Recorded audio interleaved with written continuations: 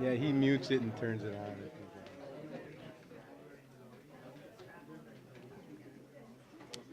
Okay, I think we can get started. Is the audio working back there now? Okay. Well, welcome everybody, and thank you for coming to the 2022 George Pack Graduate Student Awards Symposium. So it's actually for the year of 2021 to 22. So we're giving out the award for that, and we're going to give out some graduate awards here as well, and then of course end with the Pack Award, and then have a presentation from our awardee. So, but first before we get started, I'd like to introduce the Associate Dean of Research, Dr. Michael Menz. Thank you. Thank you, everybody. It's a great pleasure to be here today. And I want to take this moment to actually congratulate all of you who have achieved an enormous task. You were able to do your hard work, to the days that you spend in the lab for long hours, to actually receive the highest degree possible in your career. However, considering that you are now certified to be able to create new knowledge. You had moments at your lab bench where you discovered a certain principle, where you enlightened a hypothesis or falsified or verified that hypothesis. So there were moments in your life where you were the only one who knew this little piece of knowledge. Nobody else in the world knew what you just discovered.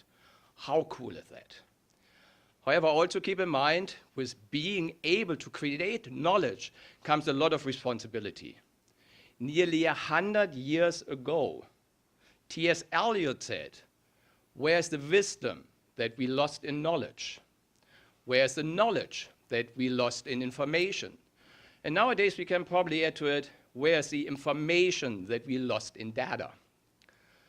So I hope that first, after all, you celebrate the great achievement that you have accomplished here. But I also encourage you to be responsible and try to use or take ownership of the knowledge that you produce and make sure that it's used with wisdom. You went through an enormous phase of changes. And when we are looking at human history, currently, the rate at which change occurs to which you have to adapt is faster than it was at any point in human history. So knowledge is generated at a faster pace. Societal challenges occur at a faster pace. However, I can assure you, the rate of change currently is the slowest rate that you will experience for the rest of your life. It will only get faster and faster. That means you need to be able to advocate for the right change, to be able to enforce that the knowledge that you are producing is used wisely. Thank you very much.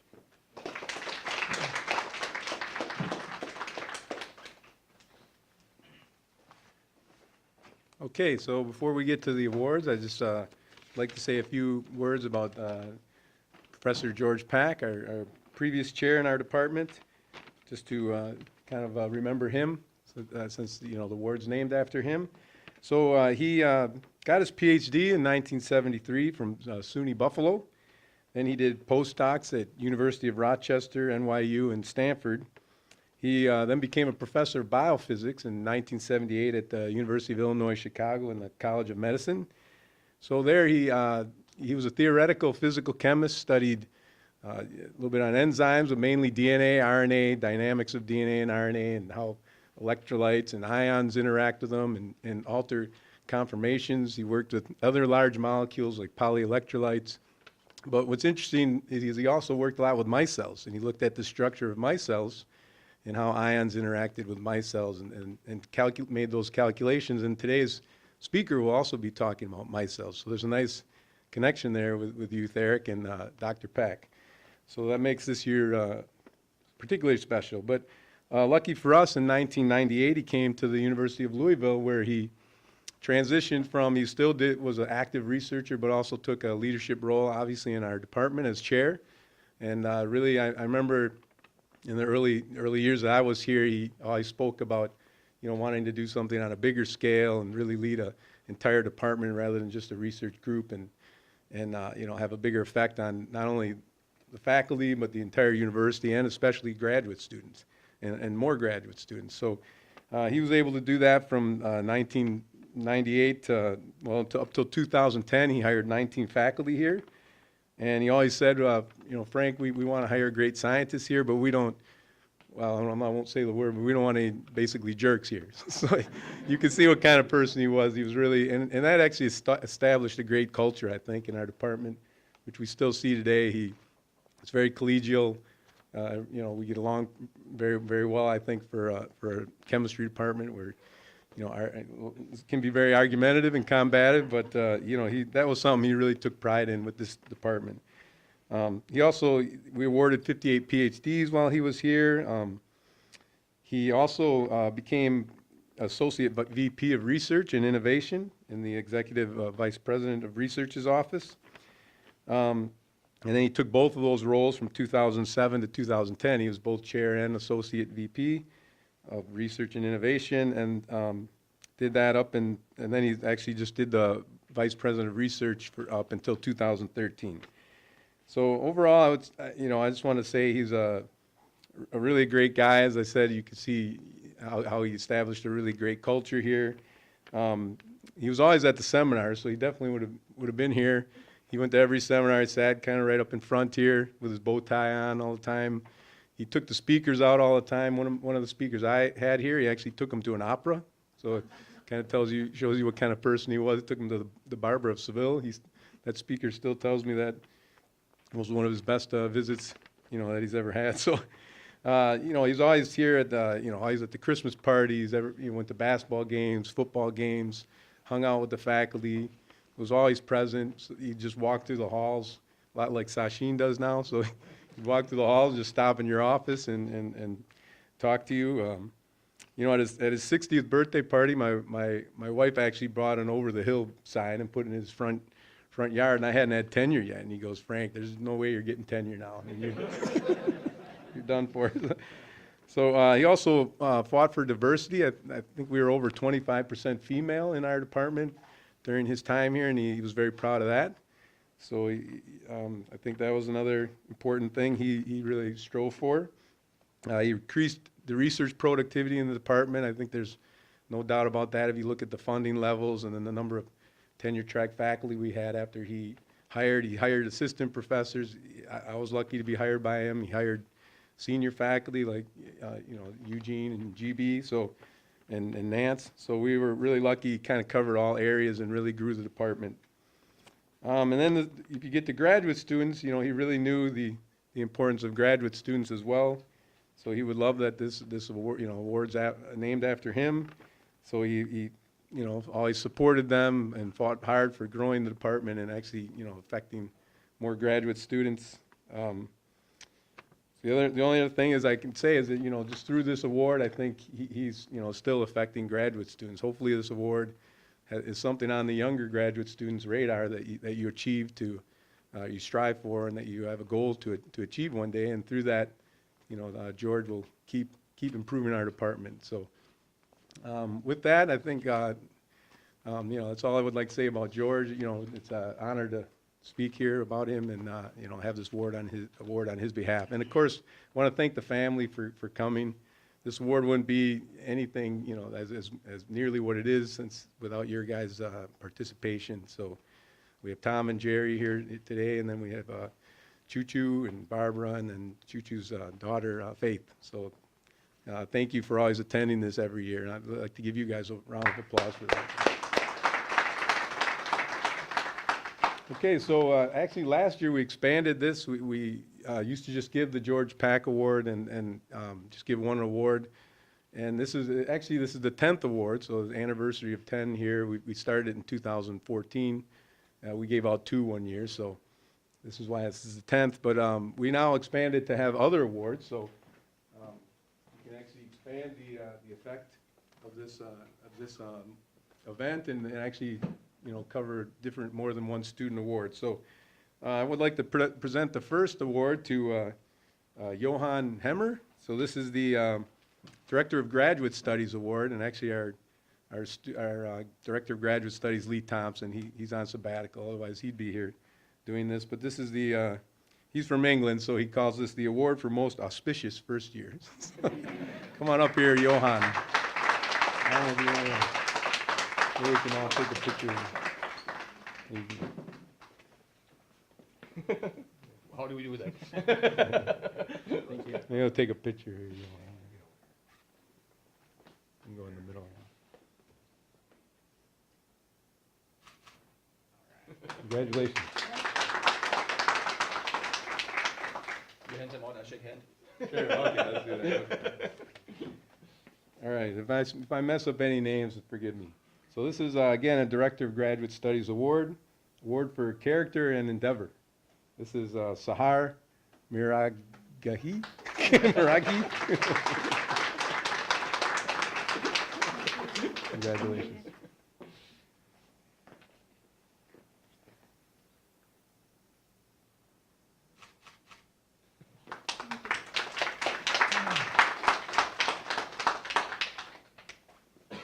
Okay, this is a Graduate Teaching Assistant Award, so a lot of our graduate students get funded by being a teaching assistant in our labs and our lectures. This is for recitation, so this is the best recitation graduate teaching assistant to Adam Kinyua. I said Adam here.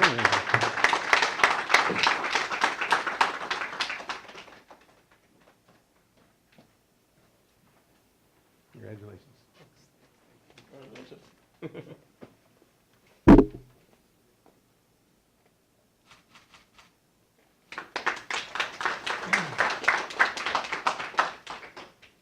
Okay, this is for the also Graduate Teaching Assistant Award, but for laboratory work, and this goes to Mohan Pato. You look surprised.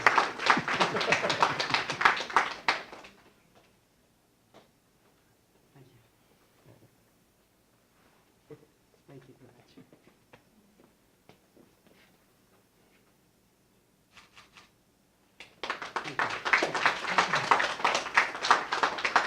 Actually, Mohan, you can stay up here. Mohan also is the recipient of the Dorothy Gibson Award, which is a fellowship we award to graduate students in honor of the late Dorothy Gibson, who was a professor of organic chemistry here. So, congratulations, the Dorothy Gibson Award. Thank you again. Oh, again? Yeah, you get two pictures with us. Thank you. Okay, we have another endowed fellowship that's also for a graduate fellowship through, it's called the Arno Spatola Award. Again, another professor of organic chemistry. And this one goes to Ramisa Mohammed.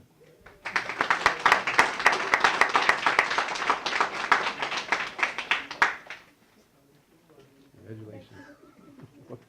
Okay, I guess Wait a minute.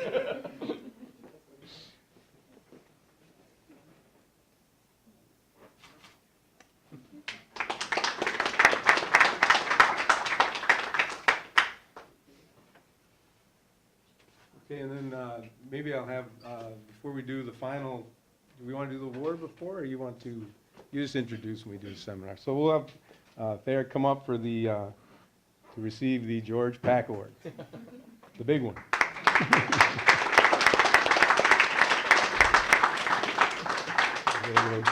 Maybe we can have the family come up and take a picture with this one, or, oh, we do one here first. You want to go over here maybe for that? Sasheen, if you can come up too. I will sneak out.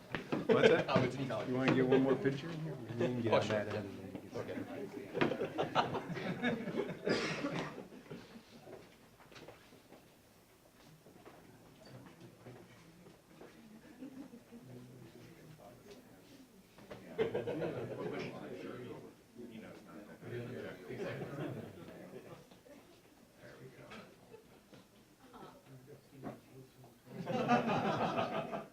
Okay, everybody, big smile. Hold it right there, one more. All right. if you need anything. Sure, sure.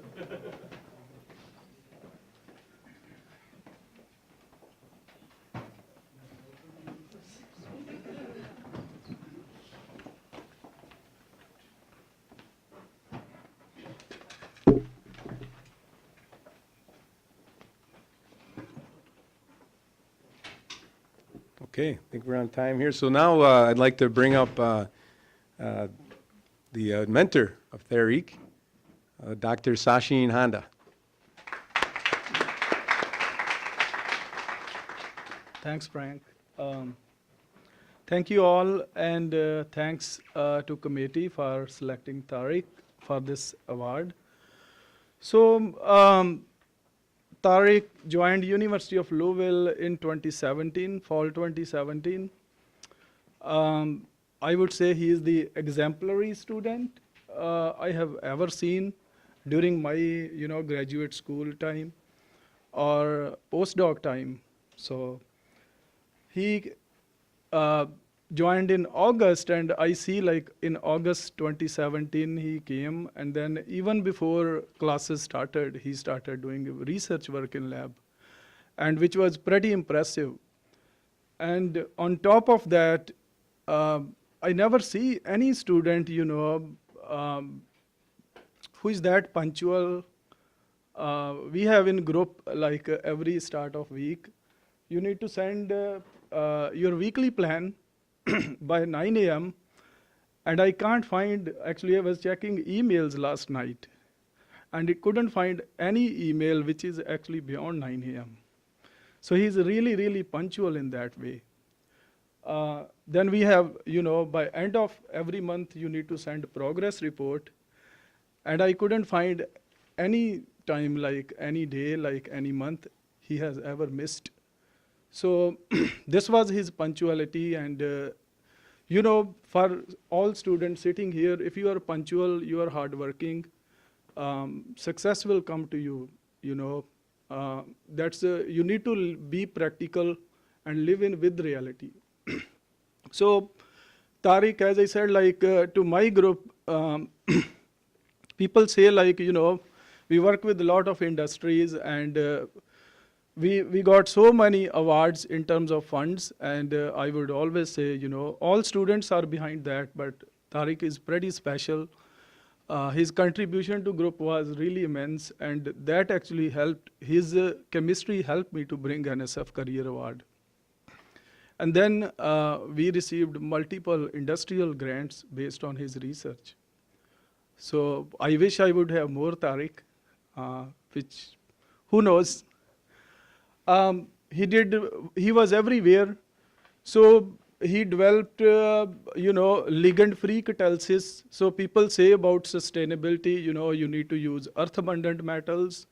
You need to use, develop something pretty efficient. And nobody talks about, in practical, how you can achieve something in terms of sustainability. And he has showcased with his work, you can achieve organometallic chemistry without ligands. And also the most benign solvent, which is water in that. And it's not like something, our one speaker one time used word gimmick. You just publish and nobody use your work. His work is pretty useful. And he has solved many problems related to pharmaceutical industries, So you see in literature sometime people use things pretty toxic in the behind to make something green, and that's not really green. So I always say, like, look at when you say green chemistry, is your green chemistry really green? And as I said, he is also very critical. He will criticize his work. He sometimes comes and say, no, this is wrong. We should do in this way. So as I said, my group always miss Tariq, and he will talk about his research work today, about micellar catalysis, and he will talk about, about sustainability and how the work can be much more useful. And I always say, to my wife, I said, I have a prediction, next 10 years, Tariq will be pretty big in the field. So Tariq, I will not waste your time. Come on.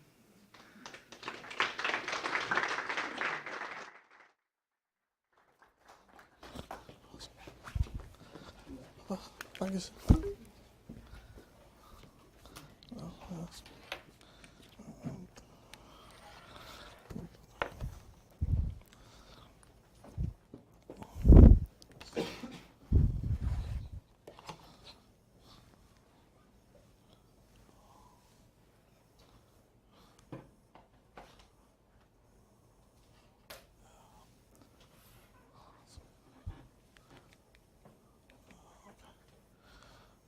So,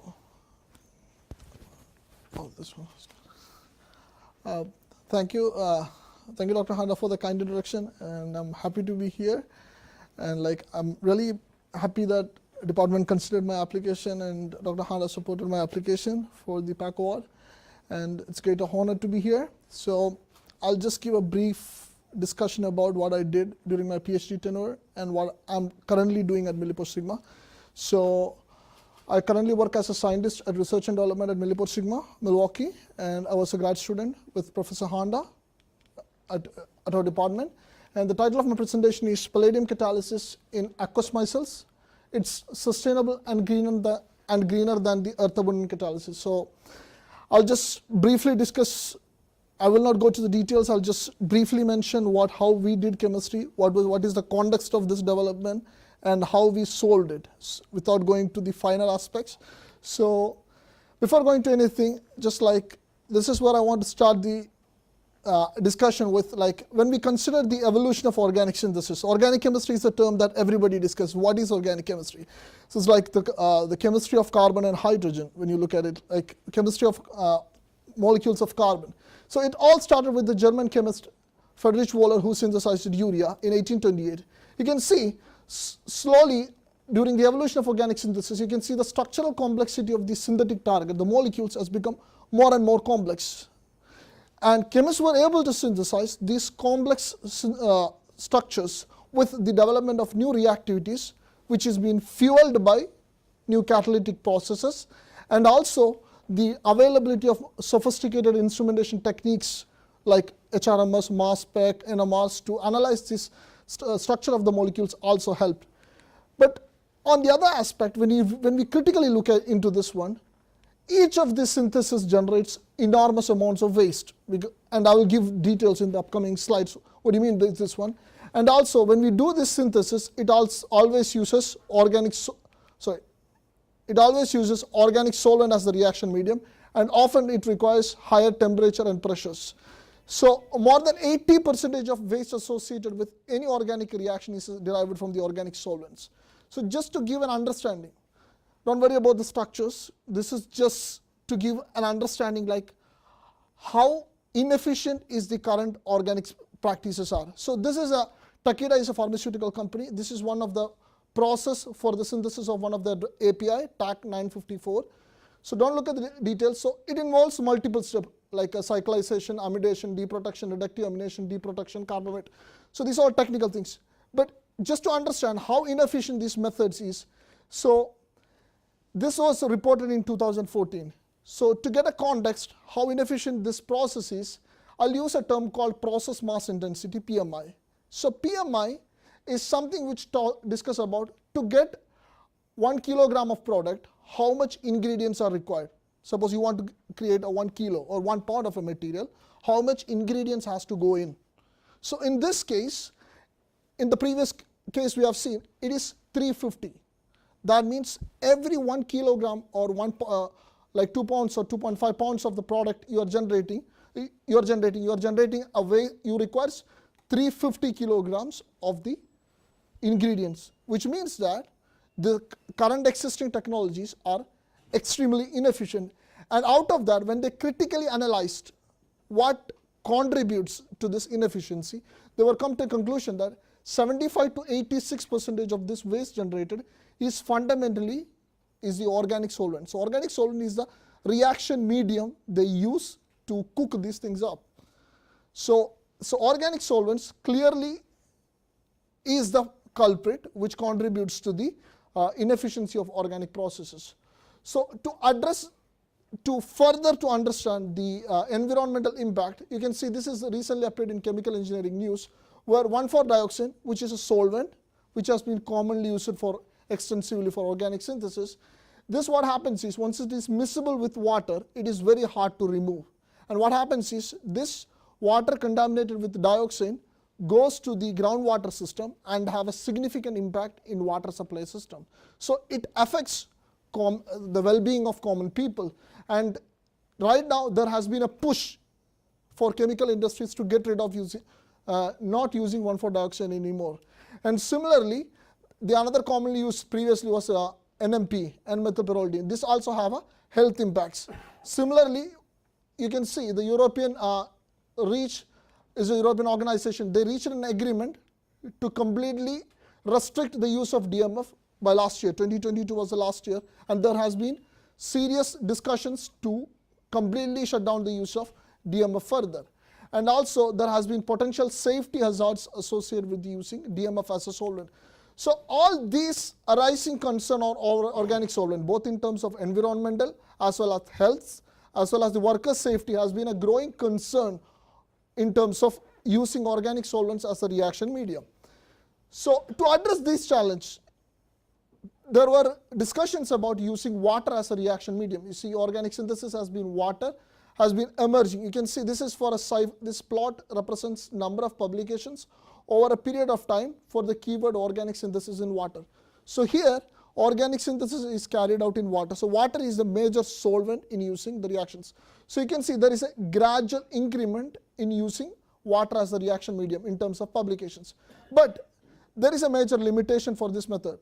That is like the water cannot dissolve reactants very well, and the poor solubility of reactants and sensitivity of reactive intermediates or catalyst incompatibility have always caused its adoption at a larger scale. So there has been an interest to use water as a reaction medium, but there is not a proper solution, so because most of the reactants and catalysts are not compatible with the aqueous system. So we wanted to solve this problem. So in recent years, a technology has been developed which is a micellar catalysis, where it employs amphiphilic molecules to carry out organic reactions in aqueous conditions. So how does this work? So this is a key point. So how does this work? For example, consider the amphiphilic molecule PS750M developed in our laboratory. So for example, this molecule has long chain hydrocarbons, and a hydrophilic part consists of a MPEG moiety, which is connected by a linker moiety. So it has a hydrophobic part and a hydrophilic part. Once you put it in water, once you place it in water, these molecules self-aggregate in such a way that hydrophobic moieties comes together and hydrophilic moieties comes together. So they self-aggregate to form a supramolecular structure called micelles, and these micelles, always remember, they have a hydrophobic core and a hydrophilic outside. So this hydrophobic inner core can, once you introduce reactants like organic molecules which are hydrophobic in nature, can go and stay inside this one. So under aqueous conditions, basically these are like reaction pockets where organic molecules can go in, and if there is sufficient reactants are present, they can perform the reaction. So basically you are using water as a bulk reaction medium, no organic solvents are used. You are using very safe water as the reaction medium. So this was our philosophy, to extend this concept and employ this concept across various organic reactions. So in this direction, my whole PhD work was using our laboratory developed PS750M. So this molecule is this is also available in Millipore Sigma via our Aldrich catalog. So this is, this is also a business talk. So if you guys ever want to purchase this one, it's available in our company website as well. So apart from this, so if you look at this one, this also have a tertiary amide which is consistent with various polar aprotic solvents, and once it is dissolved in water, you can use the micelles of this one for various organic transformations. So my PhD work leveraged this concept for various organic transformations, which involves like the CN cross couplings, reductive nitroamination. This is a new class of reactions, alpha rylation of nitrile, Suzuki-Miura cross couplings, acid chloride couplings, oxidative Heck couplings, ligand-free catalysis, oxidation chemistry, hydrogenation chemistry, carboxylation of aryl halides, and nucleophilic substitutions.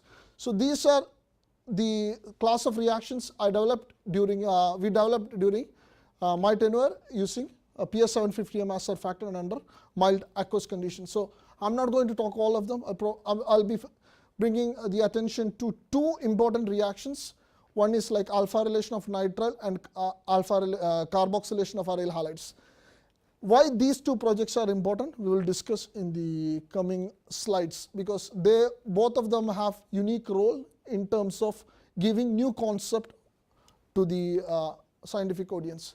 So first part will be micelles of PS750M in the context of carboxylation chemistry. So just to understand, going details, carboxylic, what is this carboxylic acid means? Like it's an organic molecules which contains a functional group COOH. So it has been found in wide range of APIs as a molecule as such, or as a precursor to synthesize them. So you can see this is in aspirin you can see a free carboxylic acid, and cloxidine in all kind of the LSC-102, which is recently from Novartis, you can see a free carboxylic acid. So carboxylic acid as such as an important moiety, or carboxylic acid can be modified further to form an amide, which is also another important functional group derived from carboxylic acid, and therefore carboxylic acids are an important class of functional groups which requires extensive, which has an extensive interest from the pharmaceutical industry. So either in the form of salt, acid, amide, ester, or anhydride. This can be all in APIs, it can be existed like that. So traditionally, how organic chemists synthesize these molecules? The easiest way is oxidation, which is very well established classical method like chromium or KMnO4 classical oxidation method, or the most recent one, or everybody loves to use because this technique is so easy, no side reactions from generating from aryl lithium or alkyl lithium or Grignard reagent conjugate with dry ice to generate the carboxylic acid. So these two methods are very classical and has been extensively used so far, but the major problem with both of these methods are it has poor functional group tolerance. What does that mean?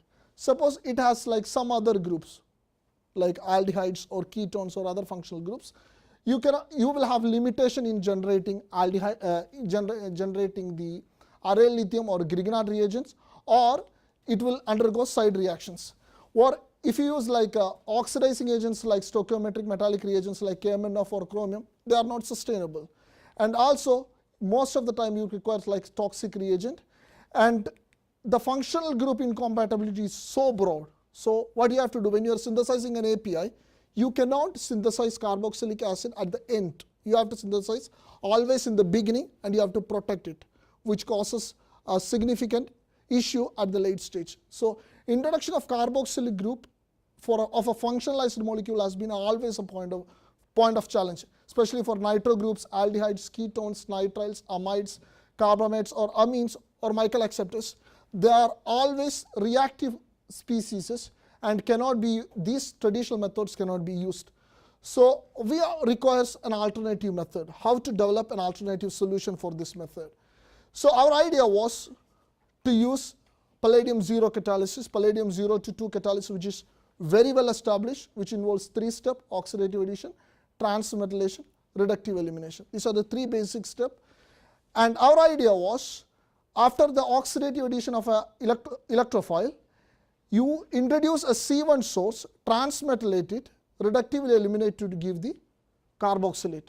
So we wanted to develop a negative C1 source which could be easily hydrolyzed to give the carboxylate ester.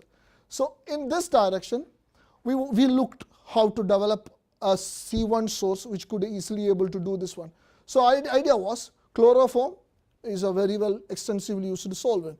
So if you use a base sufficient enough to generate abstract the proton, generates a carbanion, which could transmetallate to the oxidatively added species and reductively eliminate this sp2, sp3 species, and if you can in situ hydrolyze, you can get your carboxylate without any problem. So this method does not require any stoichiometric amounts of any metals, no harsh condition. Under aqueous condition, you will be able to generate carboxylic acids which are relevant to pharmaceutical industry or many other chemical industries. So this was our hypothesis. We wanted to test whether this works or not. So in this direction, we screened around 200 experiments to get the right conditions. So from this one, these are some of the experiments which are relevant to talk about. So we took this, so consider this as a Lego piece. So this is a Lego piece which should be replaced with this guy which we wanted to carboxylate. So this is the palladium catalyst we used. We reached it at the using of this the usage of this particular catalyst after screening over 60-70 catalyst catalogs whatever we have in our kit. So we found that Q-Force palladium crotyl chloride, this was developed by Professor Hardwick. So we used that catalyst technology, tried to merge it with our surfactant chemistry, and we found out that using this catalyst under our micellar conditions, using chloroform as a C1 source, we were able to get the carboxylic acid with 95% of the isolated yield. And any deviation from this conditions, for example, we remove this ligand, only use the palladium source, didn't give the desired product. Replacing the base lithium hydroxide with potassium hydroxide only gave inferior conversion to 73%. Replacing hydroxide base with a weak base didn't give the desired yield. Then we further looked at the base equivalents and other C1 sources similar to chloroform CHBr3, we only observed trace amount of the desired product. And just to showcase how important is the use of surfactant is, you can see when we removed the surfactant and carried out the reaction under water condition, only got 21% of the desired product, which clearly showcase that surfactant is required to run the reaction.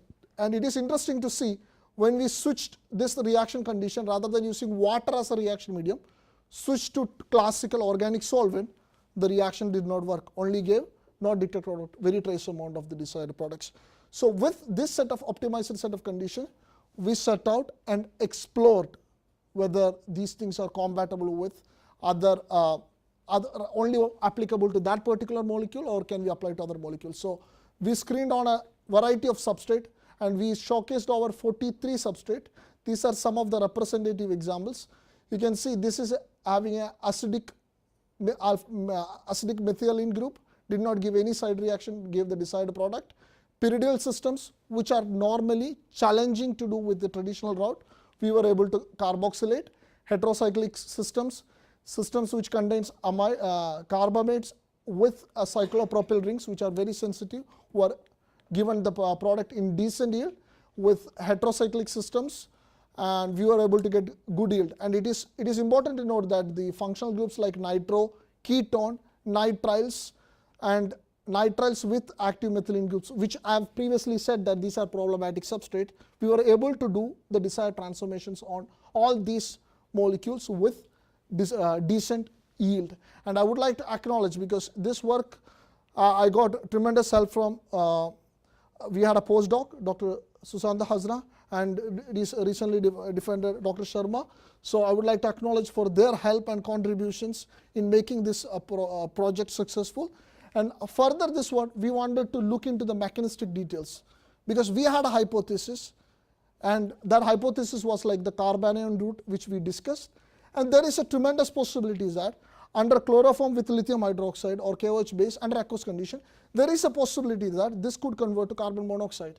And this carbon monoxide could coordinate with palladium, and after the insertion, it can undergo a hydroxycarbonylation pathway to give the carboxylic acid pathway as well. So we wanted to look into the mechanistic details before just claiming that, okay, this is our pathway, that's it. No, we wanted to critically look into what we did, and we critically analyzed, okay, whether only our hypothesis is operating or a alternative mechanistic pathway is possible. Then we looked into the reaction with carbon monoxide. We took this reaction, we ran reaction under carbon monoxide, we got 49% of the desired product.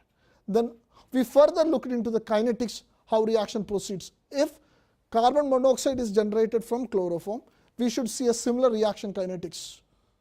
So we didn't see the similar reaction kinetics, which ruled out the extensive operation of the hydroxycarbonylation pathway. And further, we looked into the possibility of using other C1 sources like CHBr3, CHI3 or CHBrCl2. These molecules are much more easier to decompose to give the carbon monoxide, so that if that is being generated, it should give the carboxylic acid as well. In those cases, we did not observe. In the case of chloroform, we only observed the desired product.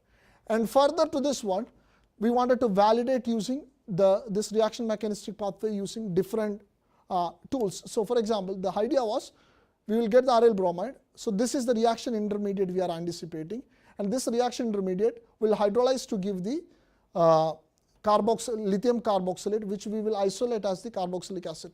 So this is what this is the intermediate we are anticipating based on our hypothesis. So we wanted to detect whether it forms or not.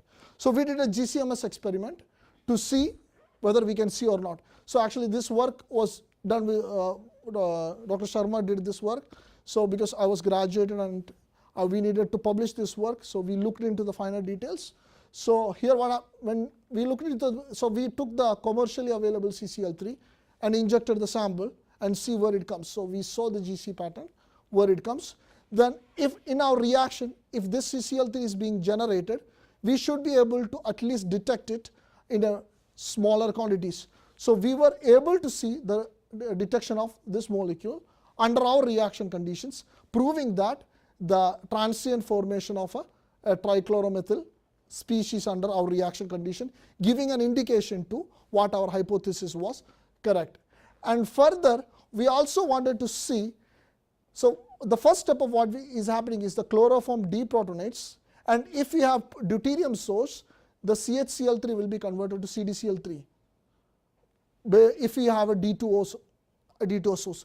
So we also detected the CDCl3 under GCMS condition. So here you can see the no CDCl3 because this is under PS750M condition with CHCl3.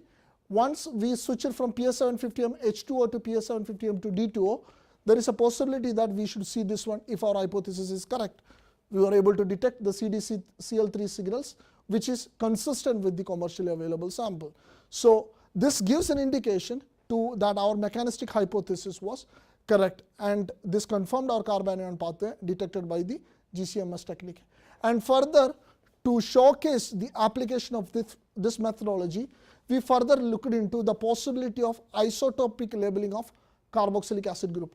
As I have said previously, carboxylic acid groups are very important functional moiety for APIs, and to track them in our body, it is very convenient method is to isotopically label them. So current methods, there is a very few methods which are extremely expensive available to selectively label different atoms in the carboxylic acid group. So what we did was we were able to label 18O oxygens of the carboxylic acid by using 18O water, and we were able to get up to 84.6% of 18O incorporation because there is a competing pathway from lithium hydroxide as well. And similarly, with the use of C13 chloroform, we were able to introduce 13C carbon to the system, and which were very useful from you looking at the application of this methodology. And similarly, we can label both atoms. So this gives a chance to selectively label oxygen atoms or 13C label atoms, or you can label them both. And if you do it in D2O, you can also, rather than by equilibrium, you can have H2D as well. So this will be probably one of the easiest and I would say most convenient and sustainable way to selectively or label multiple atoms in the carboxylic acid group. And further, we took a carboxylic acid, we made a carboxylic acid which contains a ketone, very sensitive functional group. If you use the traditional Grignard route, it will undergo side reactions. And with our methodology, we were able to get 63% of the desired product. And with this one, I'll just conclude this part of the project where this application of the carboxylation technology has been used with broad scope. No stoichiometric metallic reductants are used. Sustainable, exploring the reactivity of carbanion type species under water. And it also gives an opportunity to label different atoms, multiple atoms in the carboxylic acid groups. And also we did a extensive work on the mechanistic part as well. So this work was published last 2022 November in ACS Catalysis. And next part is, the second part of the presentation is the alpha arylation of the alpha arylation reactions. Just before going to the finer aspects, I just give a brief background. So the traditional palladium catalysis involves an electrophile and a nucleophile. In terms of using a palladium catalyst, you forms a CC bond. So this electrophile reacts with the nucleophile. So depending upon the name of the nucleophile, you see, for example, you're using a boronic acid or boronate ester, it's called Suzuki-Miura coupling. Or if you're using a zinc reagent as a nucleophile, you're using Negishi coupling. Or if you're using magnesium as the nucleophile, you're doing Kumada coupling. So it basically involves oxidative addition of an electrophile, transmetallation of the nucleophile, reductive elimination, very well established 2010 Nobel Prize work. So if you look into this one, there is a problem, fundamental problem with this approach in terms of step efficiency, because these boronic acids or zinc reagents or Grignard reagents are not readily available. You have to make them. So you will have to take a molecule, do a reaction, isolate or get that solution, then do the next step. So it is step inefficient. So the alpha relation idea is, if you have like organic molecules which has acidic hydrogen, abstract the proton, and this is now a nucleophile. This nucleophile you can couple with an electrophile which is already there and carry out the reaction under the palladium catalytic condition. So this is the concept of alpha relation chemistry, and this has been leveraged for various organic molecules like nitro groups whose pKa is around 10 to 12, nitrile groups 19 to 12, pKa of the amides 20 to 24. So depending upon the fine-tuning the base and ligand, it is possible to do CC couplings without using any pre-functionalized starting materials. So this is a powerful tool to construct carbon-carbon bond.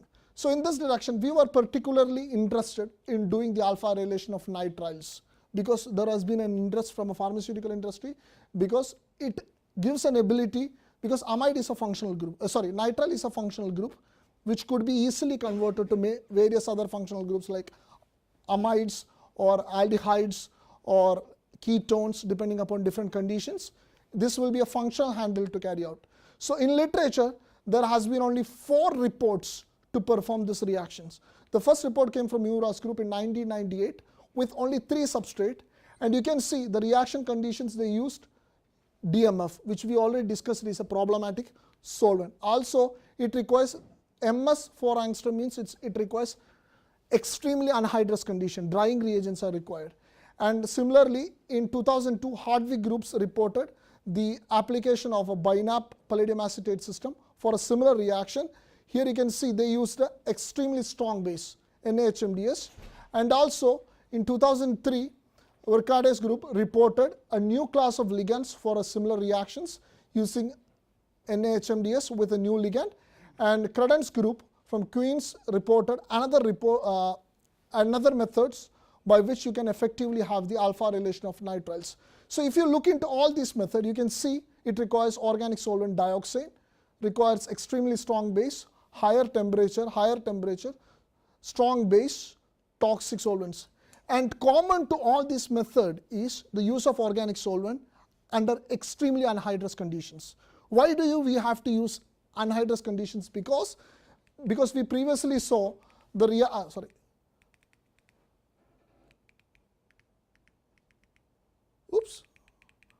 previously we saw it involves a carbanion species. So a carbanion species is extremely unstable under aqueous conditions. And when we are in school, it has been taught us, okay, if there is a carbanion, don't use water, use anhydrous condition. That's how we are trained.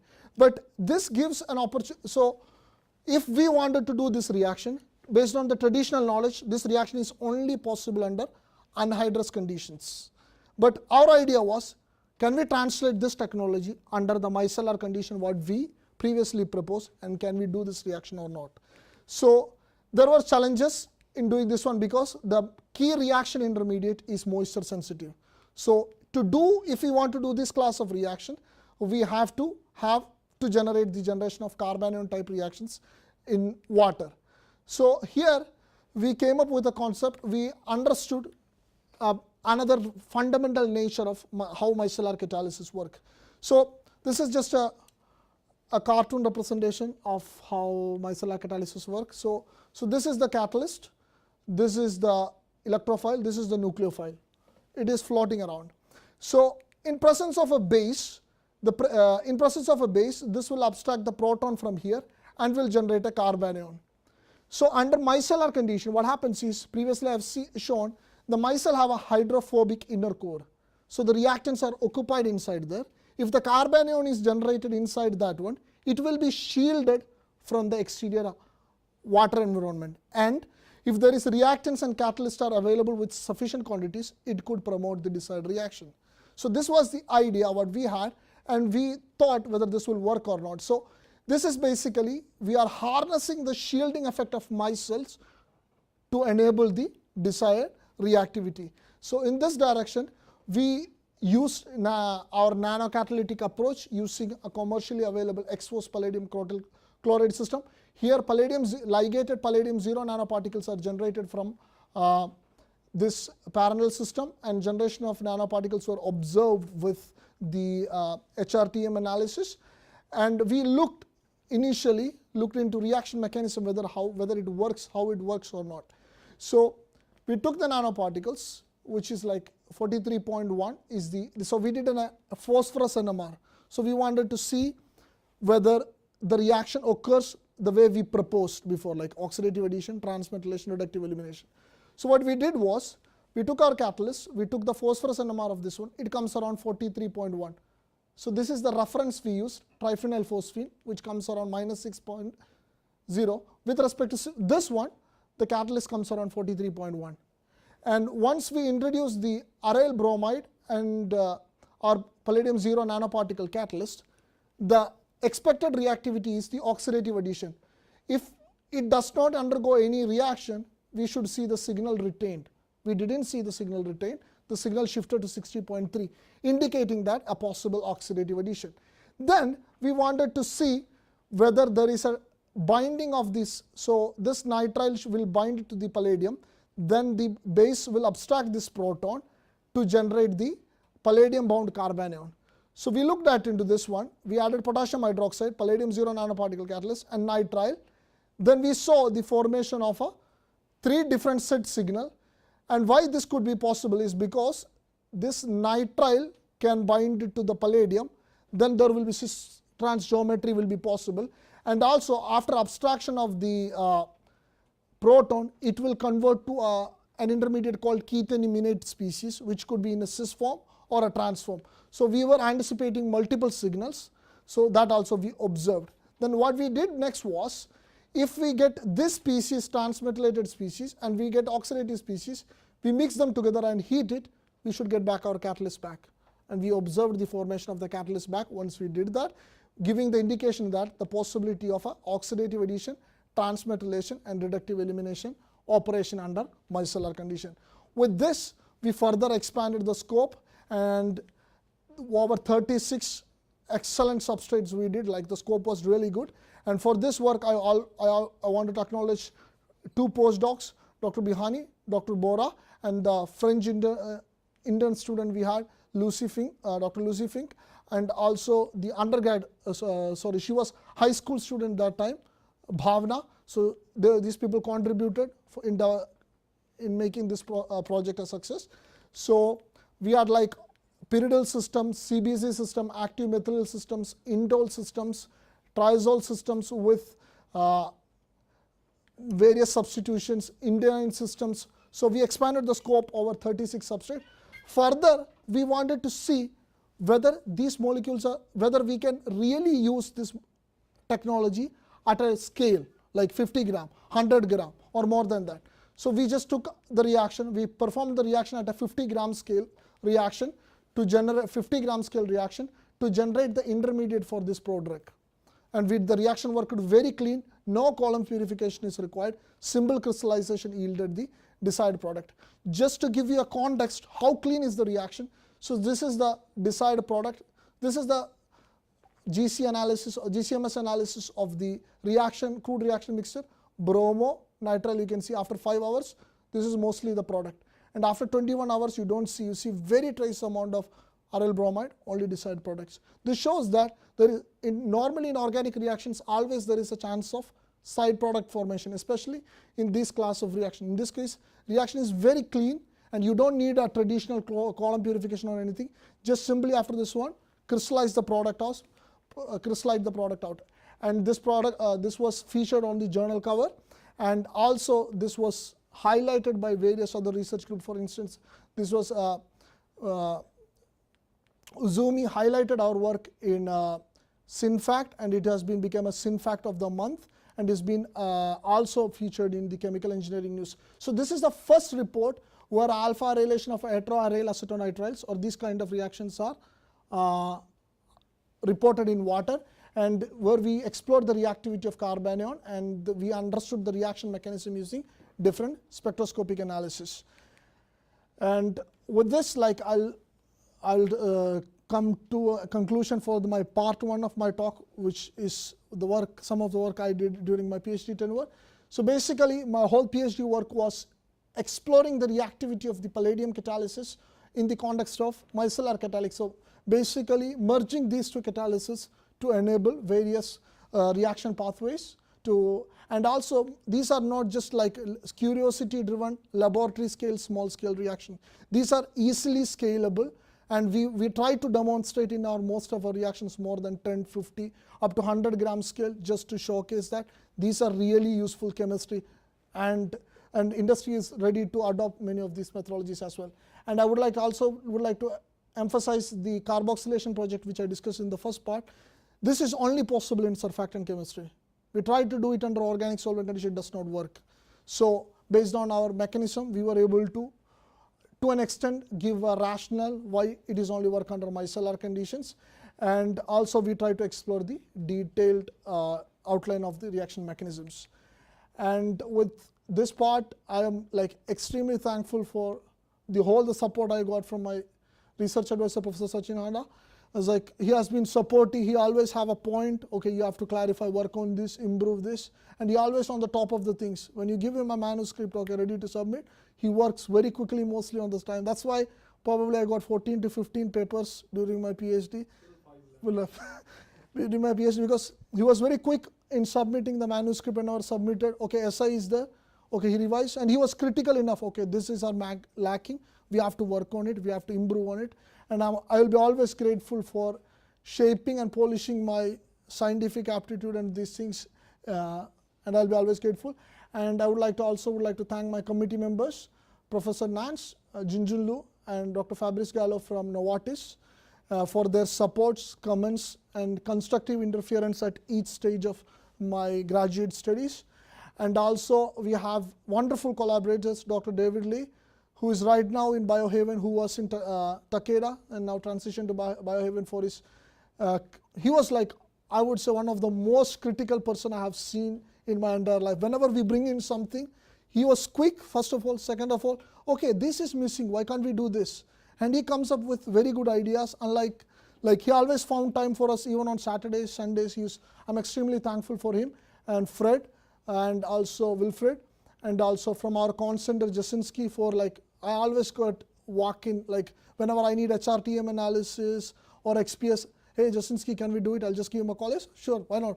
So he always been there for me. I'm always grateful for our collaborators for his help.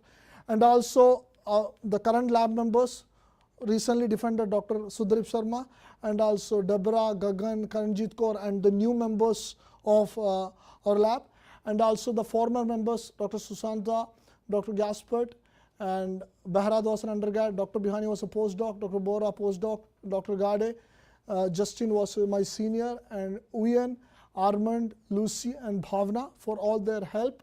And also, of course, my wife is here and for her support, and mom and dad and in-laws and nephews.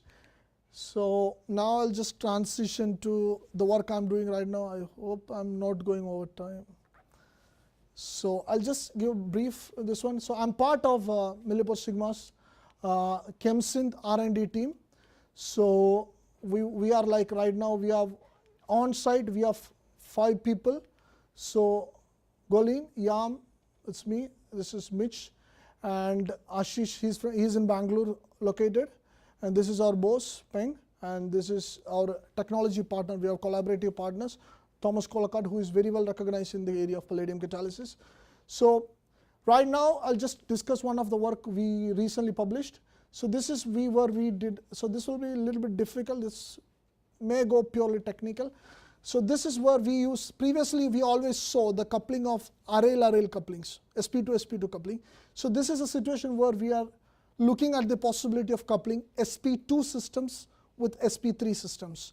So this is a little bit difficult to do with palladium catalysis, and there is a lack of ligands and catalysts and a general protocol in the, especially in the context of industrial R&D space. So we wanted to develop a catalytic system which can do all kind of sp2 sp3 couplings. So why sp2 sp3 coupling is a little bit difficult? So this is the pathway I previously discussed: oxidative addition, transmethylation, reductive elimination. When it comes to sp2 sp3 couplings, the nucleophile, especially if it is substituted nucleophile, after transmethylation, it can undergo a lot of side reactions. It's like, I will keep it simplified. It can undergo a lot of side reaction, which could be like beta hydride elimination leading to the formation of the isomerized product, or the nucleophile can exchange and give the dehalogenation or homocoupled products. So I will not go to the details, just like keep it simple that in the context of sp2 sp3 coupling, there is always a possibility of lot of side reactions arising from the transmethylation step. So the best ligand right now to do this chemistry is the T-butyl phosphine, DTBPF, developed in 1980s, 1990s. This is the best ligands available commercially to do this class of reaction. So when we correlate this with its bite angle, so bite angle is like once it is coordinated with the metal, you can see there is a 3 points, then you have an angle. So you have larger the angle, so there is a correlation, larger the angle, the better the reactivity, no side reactions. So it all depends on the substitution on the phosphine. More bulkier groups you can put, more bite angles you can have, by that way lesser side reactions you have. So our idea was to introduce much more bulkier group than the T-butyl one, Adamandyl. So this Adamandyl, we wanted to substitute this R group with Adamandyl, then generate a Adamandyl phosphine and generate various tunable systems for the couplings.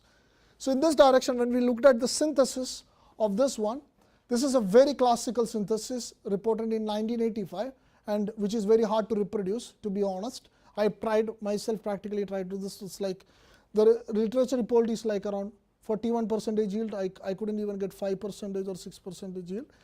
And the another method, the Stepniakas groups, this is the one of the most heavily used, the lithiation route conjugate with chlorophosphine, and this route is excellent for small phosphines. As soon as you try to introduce phosphines with bulkier groups, this lithiation approach does not work. So bulkier groups like Adamandyl phosphines or other things you cannot install with this one. For that one, we have to use palladium catalyzed CP couplings. So we developed a palladium catalyzed CP coupling route to make this ligand with very minimal palladium to do this reaction. So further, so this is where we are looking at a different nucleophiles, so electrophile nucleophile. This is like Grignard reagent. If it is a lithium, Murahashi-Faringa type coupling, Negishi coupling, or Suzuki couplings, if it is boronic acid. We tried to do all these reactions, and we were able to get, we used a simple N-butyl substituted nucleophile with lithium, magnesium, zinc, or boronic acid. We were able to obtain reaction yield with 86 to 95. Our attempt was to develop a catalyst which could able to do all these kind of catalysts. So we were able to do this one, and we were wanted to showcase its application in installing the cyclopropyl group, because cyclopropyl group has a huge application in the context of pharmaceutical industry. For example, these are the two drugs where you can see the installation of the presence of cyclopropyl groups are there. So introduction of cyclopropyl groups is important, and we are developing a catalyst which could be able to do this reaction, and we were able to do this reaction with decent yield ranging from 79 to 90. Further, we also able to showcase, okay, this works on chloro and bromo systems. Chloro is a little bit challenging, so we were able to achieve all these transformations, and also Merck's informal library type molecules, we were able to functionalize it. And further, we have to be totally honest, this is not a universal catalyst, magical catalyst which works for everything. No, this does not work. When I bring the substituted nucleophiles like sec-butyl group, it's good. It gives 85, 86, 95, 72, and it always have a branched to linear ratio. So I told you previously about the possibility of side reaction. It can give side reaction at this site, secondary site, or primary site or a secondary site. It always gives a mixture of product, except when we are using the boronic acid. So whenever we are using zinc, magnesium or lithium, we always get substantial amount of isomerization. And when it comes to little bit more sterically challenging group, it does not work. And when it comes to the tertiary group, it does not work at all. Whatever products we get, it is isomerized product. Only the isomerized product is able to observe. We were not able to install T-butyl groups under this condition, this one. So in this direction, we worked on a new development of a new catalyst. We just submitted the patent. Which is capable of enabling this class of coupling, and this will be commercially available soon, probably by end of this year. So to give a summary, we developed a novel class of substituted electron-rich bulky ligands capable of enabling sp2, sp3 couplings for a broad range of nucleophiles, and we are working towards in developing new catalytic technologies which could solve the existing problems. And with this, I would like to thank the audience. Thank you for your attention. I'll be happy to answer any questions if you guys have.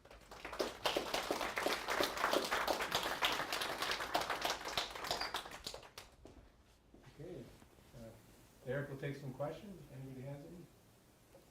You are using their ferrocene complex ligands, right? Why not biaryl ligands, GFOS, something like that? So this is have to be what I would say. That is a licensing issue, I would say. Ferrocene is not licensed by or not patented by anybody. It's a common commodity. Anybody can functionalize. But when it goes to the biaryl core, it is mostly patented or covered in the patents of Buchwald. So it is very hard to get a non-licensed substitution product from the biaryl core because it's mostly covered. Whether they made it or not, it's already covered by the Buchwald's patents. So as a company, we always want to make money. So we wanted to make molecules which are not patent burdened by someone else. We have to have our own cores. So that's the reason why we look for the cores which are not like covered by anyone's patent. So that's the reason why we stick to cores which are like open. I have a question. So you talked about sustainability, what you did here. You can do that chemistry in water. Is it because of, again, patent issue? Translating The making ligand, you are doing again in toluene. so And if you can push sustainability doing in water, but I don't understand, is it because company have to pay someone else for that, or they can't patent the process? Where is the problem? if we want to develop a new core, new ligand, we cannot use a core which is patented by someone. So you are using organic solvents to synthesize these ligands. Yes. You can use boronic acid and then do the cross coupling in water. So So is it due to because they have to pay? there are three, I would say, good publications will be coming shortly, which will be dealing with the sustainable synthesis of ligands, which are commercially available with the sustainable technologies. Yes, we have. We are that one. When you were going through the mechanism and showed that you made the trimethylchloro, I wasn't looking quickly enough because I didn't think about this. What's the slow step in that overall thing? The hydrolysis, Now, the trichloromethyl, or making it?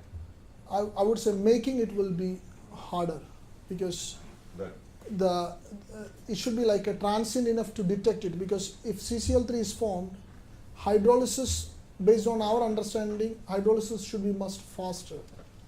why? I mean, is that always true? So you don't need catalysis. You just mix anything with the trichloromethyl group with water, and it hydrolyzes.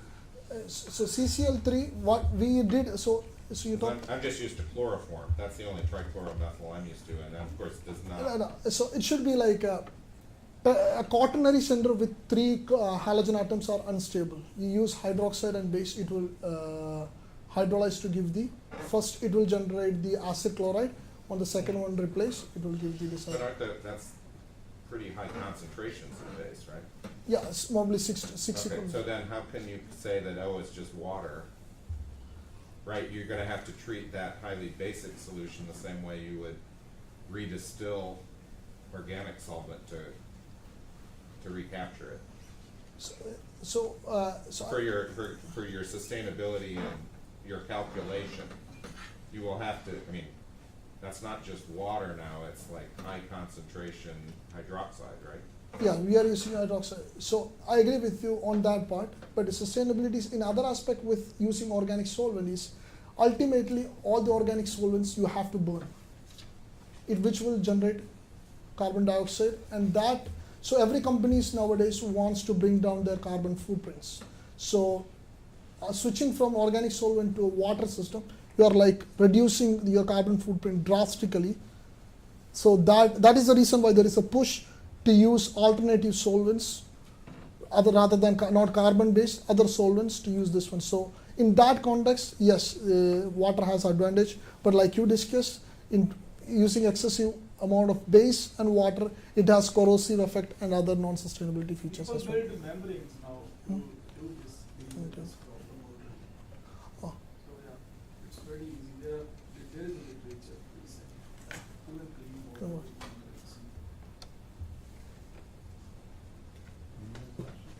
Sure, yeah, I want to ask you that the classic carboxylation reaction that you showed, you know if there is a reason why they're using such a high valence metal oxide there?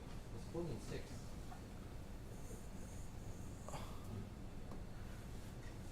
Because I believe if you are converting like a because always there is, for any oxidation, it's all depends upon the switching between the oxidation state, how it is feasible, right? So chromium or manganese, all these have in that space in terms of switching the oxidation states are much more easier. That could be the reason why they're relying on manganese 7. All right. I would have thought, maybe somewhere intermediate, chromium 3, for example, would have been at 4 rather than chromium 6 seems kind of extreme. But it has to come down from, if you are oxidizing another species, one species has to go to reduce, right? So you start from a higher oxidation, one comes to lower oxidation, this goes to higher And oxidation. you can do a free electron transfer to the chromium 3, which is the more stable one. I am not sure on that. I have one question for you. I think I should ask you. So you use base, back to Professor Mueller's question. What if you use electron, just electric current to generate carbonate? You don't use any base anymore. You generate hydrogen. That will right? be, So single electron or dual electron transfer from fluoroform, and then what you generate as a wasted hydrogen gas. And then you deal with this problem, and I think I discussed with one of students this also. Do you think like ligand will play important role in that? Because this ligand, the bite angle wise, I don't think you need to bring that on the palladium CH agnostic first, then this electrochemistry can happen. So do you think it can happen? it can happen. Probably the best route will be switching to nickel, from palladium to nickel. Okay. That will be much more. So you were talking about sustainability in terms of the solvent and the synthesis, but what about the separation of the products?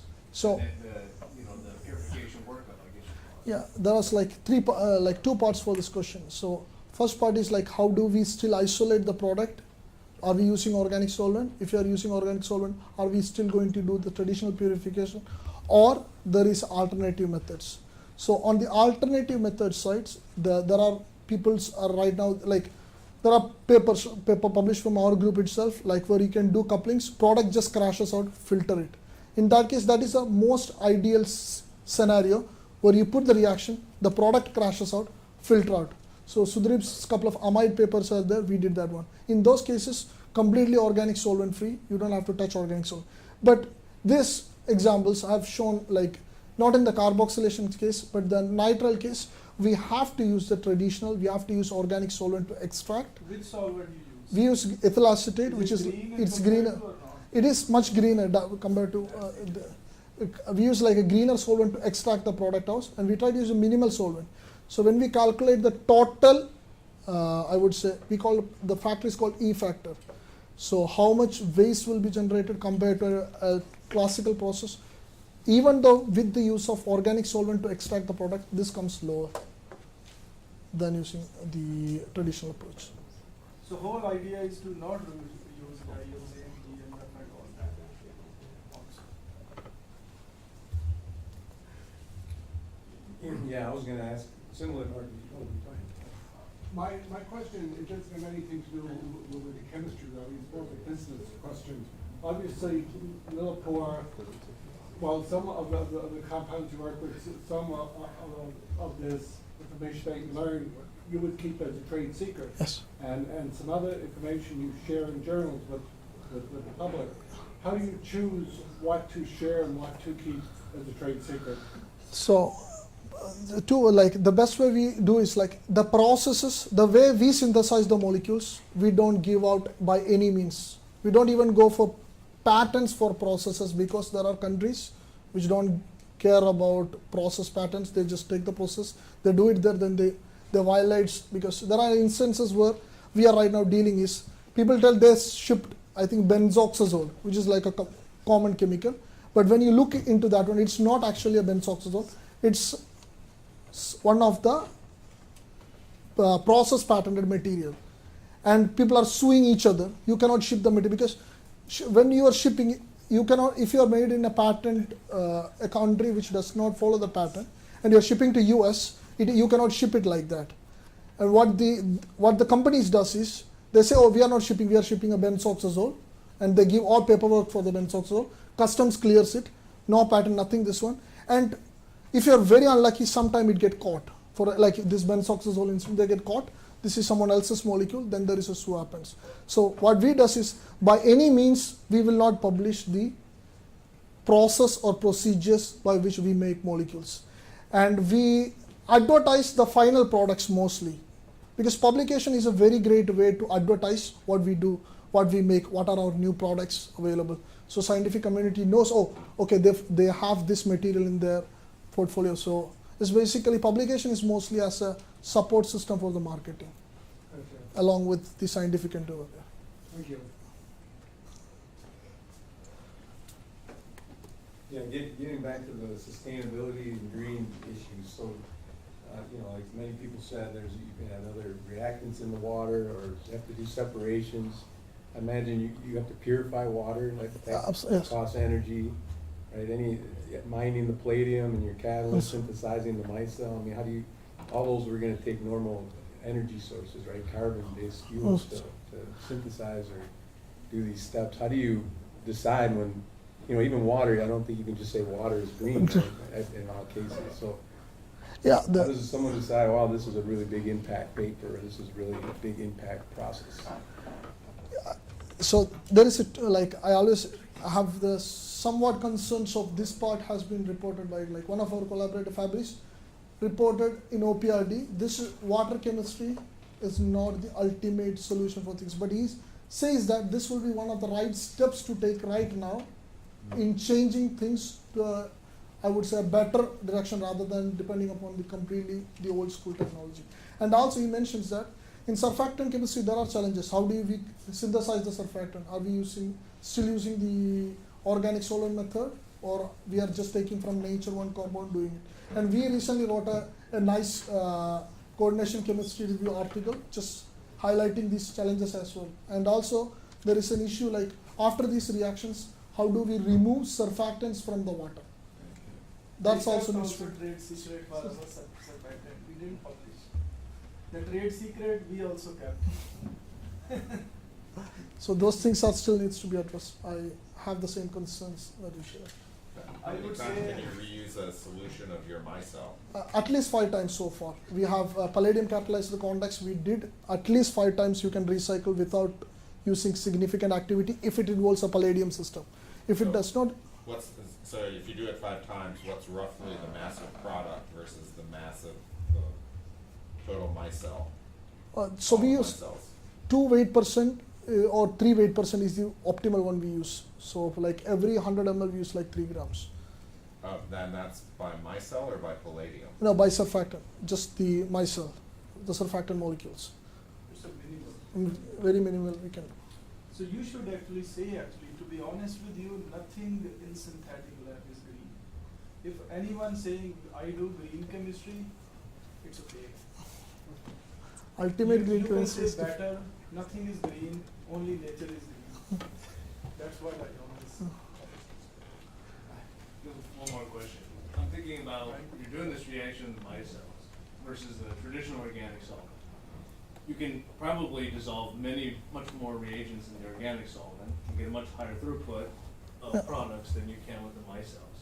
So are you running into a competition of how much product you can produce in the traditional case versus this Yeah, green technology? that's a good point. Like like as we discussed, Fabrice Gallo is one of our collaborators. He extensively run and compared actually the output from a particular volume with respect to organic solvent and also from the micellar catalysis conditions. So he published, I think it is in 2015. They have a recent actually, they compared actually, micellar versus that, it's a $1.8 million saving in one batch, plus environmental saving. So when you are saying you can dissolve so much, and then when you dissolve so much, then you can't control the kinetics. So you are giving offer for side reactions. So you are losing yields. So then the separation is difficult, and that's another problem how you face. There are two good relevant, just to add to this one, there are 2 relevant articles. One is published in 2015, Green Chemistry by Fabrice Gallo, which exclusively discusses the synthesis of a full-scale API in scale, like multi-kilograms, which compares head-to-head with the surfactant chemistry and the traditional chemistry. And by all means, in terms of environmental impact or PMIs or cost, this is far better. And there is a recent OPRD they update, like they gave for the synthesis of another class of APIs, which is different from what he published in 2015, where also surfactant chemistry is like far superior compared to the traditional organic synthesis. And that will hold for fine chemicals? Do you think it will ever hold for bulk chemicals? That space is different. Yeah, no, that's what I'm asking. Yeah, that probably have to have a exhaustive studies should be in that direction to make like okay, this is better to make such a comment, but it will be hopeful based on this research. It will be promising in that direction as well, I guess.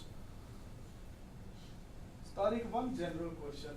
Where is the gap, you now working in industry, where is the gap, people publish so many papers, much good science come out every day, but when it comes to the usefulness, we are still relying on outdated chemistry or in a bulk.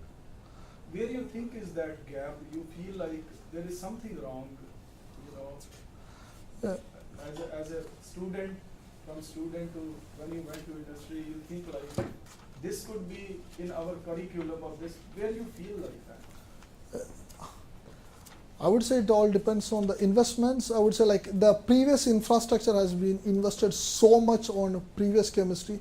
So when I joined Millipore Sigma, I got like a 2 months training just to how to set up basic reactions the way they do. So everything is like they invested so much in for a what I would say for the traditional setup. So to incorporate, suppose you want to change something, you have to start for a paperwork which takes probably like 1 year, 6 to 7 months just to complete that one. So investment has been so much happened for the old generation, and to push that thing and update it with something new, it's. But how you will deal with that? There will be always a wall, and that wall is always big when you try to remove that outdated or old-fashioned things. So in industry, can you do by as a So freedom? So right now, like if anything which saves money for the company, they will do it. Okay. So we have to come up with a justification that yeah, for long run this saves money. Oh yeah, we will invest. So it's not greener, it's then more economical. Economical. It is green, the dollar. Yes, the dollar.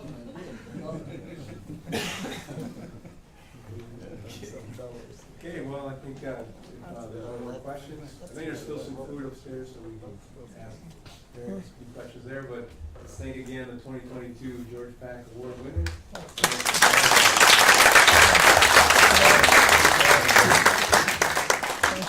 Very impressive. Thank you. Just say one more thing, just again,